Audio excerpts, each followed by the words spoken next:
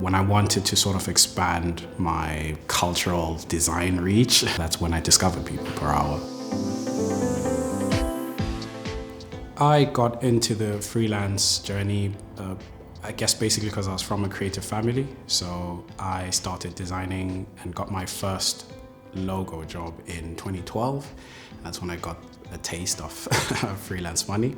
And I worked at a graphic design company for about 3-4 years back in Zimbabwe.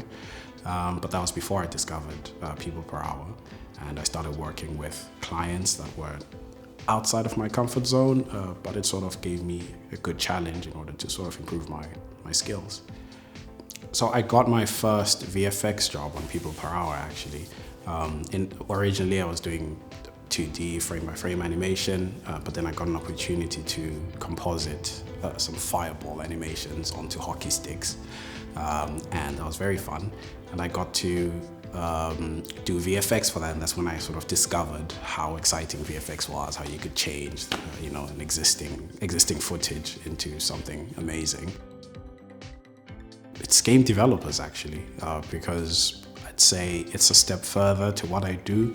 I think usually the process is like you create something and then you add life to that something, and then you actually make that something interactive, which I think is pretty amazing. Recently, I worked on a project called Out of This World. It was with a crew of people. It was a short film for road reel. We had to create a VFX scene. I was directing that film, but we had some VFX in it. So we had a robot passing by in a restaurant. The guy had to interact with the robot, knock it in the head, and it would like bob off. And that was an interesting process. We also had to create an alien for it. That was my first time actually modeling an alien or that would interact with live action footage. And that was pretty exciting. And as much as it wasn't a freelance job, it was more for a competition, but it was still a very exciting thing to do. One of the most important things that clients don't have when they approach a freelancer is a script. And I think most of the time people come in with an idea in terms of what they want done, but without the script it's usually very difficult to tell if their budget is going to be enough, if what they want to do is going to be possible. So I'd say having a script is one of the most important steps.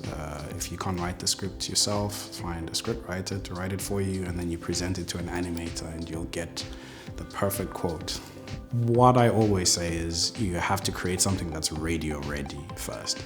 Once you have something that's radio ready first, you can then put images in that timeline, because if it's radio ready, you can hear it and you can listen to it through, and then you just add imagery to that. It really depends with what needs to be done. There's no rule that says 2D is going to be cheaper than 3D. And even 3D versus 3D, there's no rule that says 2 minutes of 3D is this much. It's 2 minutes of what? So if it's 2 minutes of an exploding planet with aliens running around and flying across the screen, then that's going to be very expensive than 3D with a rotating cube in one place, as long as it's 2 minutes long. So the costs will vary definitely with what's on screen. VFX is mainly comprised of compositing, where you have all these animations that are already done and you put them all together to make it convincingly in one scene. And then animation is sort of breathing life to existing assets or not existing one if it's traditional 2D animation. If you want to do something that includes compositing or includes VFX, have a VFX supervisor on set or have the VFX artist on set. Most of the time people say, well, it can be fixed in post. If you're a VFX artist, you can fix it, but sometimes half the time it's not necessary to fix some of the mistakes that happen on set. So it's always good to have a VFX supervisor on set, or the VFX artist if you can't have a VFX supervisor. Or at least share the script with the VFX artist and they'll tell you how to shoot, what needs to be shot. But the best way to do it is to just have someone that does VFX on set. My favorite equipment for VFX is a very silly small thing, which is called tracking markers. Most of the time when people film moving footage and they want you to put something in the scene, they never use tracking markers, so it's very difficult to recreate that camera movement to actually add something into the shot. So every time I film, I make sure I have tracking markers for any VFX shots. At the moment, and I think where the future is going, is AR and VR. I think the lines between that is starting to slowly blur. I think it's Hong Kong, there's a very famous building where things look like they're coming out of a screen. But I think that will be very much embedded in our real life existence.